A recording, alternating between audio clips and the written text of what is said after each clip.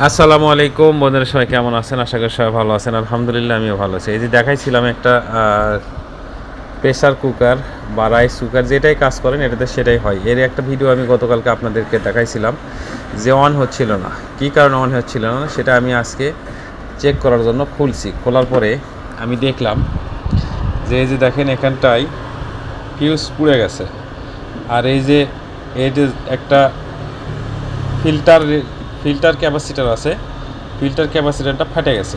Filter ক্যাপাসিটারটা ফাটে গেছে বলতে কি, প্রথমত এই ফিল্টার ক্যাপাসিটারটা এটা হলো শর্ট হচ্ছে, এটা শর্ট হওয়ার কারণে এই যে দেখেন এখানটায় এটা হলো নিউট্রাল লাইন, এটা হলো ফেস। তো নিউট্রাল আর হলো ফেস, এই দুইটা লাইন, এই যে দেখেন এই দুইটা লাইনে এই এই এই ফিল্টার ক্যাপাসিটারটাকে দিয়ে ফিল্টার করা আছে। এই যে এটা হলো নিউট্রালের লাইন, এটা হলো ফেসের লাইন, দুইটাতে ফিল্টার ক্যাপাসিটি দিয়ে ফিল্টার করা আছে। তারপরে এই যে ডায়োড দিয়ে পার হয়ে গেছে বোর্ডের মধ্যে। তো এখানটায় ফিল্টার ক্যাপাসিটার শর্ট হয়ে গেছে, যার কারণেই ফিল্টার ক্যাপাসিটার পিএফ, একে বলে পিএফ। তো এটা হলো শর্ট হয়ে যাওয়ার কারণে, মনে করেন যে এই ফিউজ মানে কাটে গেছে, ফিউজ পুড়ে গেছে।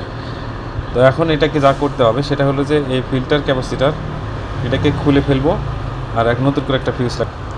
নতুন হলে চ্যানেলটাকে সাবস্ক্রাইব করে বেল বাটন অন করে পাশে থাকবেন। সব সময় এইভাবে প্রতিনিয়ত ইলেকট্রিক সম্পর্কিত ভিডিও যা দেখতে পারবেন বা আপনাদের কিছু সমস্যার সমাধান আপনারা নিজেরাই করতে পারবেন। তো যাই হোক, আপনারা দেখলেন, আমি আপনাদেরকে বোঝানোর চেষ্টা করলাম। আমি কিন্তু এখান থেকে পিএফটা খুলে ফেলছি। এখন আমি এটাকে অন করব। এই দেখেন পিএফটা খুলে দিছি, এটা কিন্তু ফেটে গেছে, এটা শর্ট হয়ে গেছে।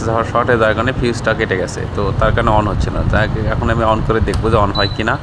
তো এই যে দেখেন আমি অন করলাম, এই যে আমার প্রেসার কুকারটা কিন্তু অন হয়ে গেছে। তো এরকমের সুন্দর সুন্দর ভিডিও অবশ্যই চ্যানেলটাকে সাবস্ক্রাইব করবেন, বেল বাটন অন করে দেবেন, কমেন্টের মাধ্যমে বলবেন কেমন হয়েছে।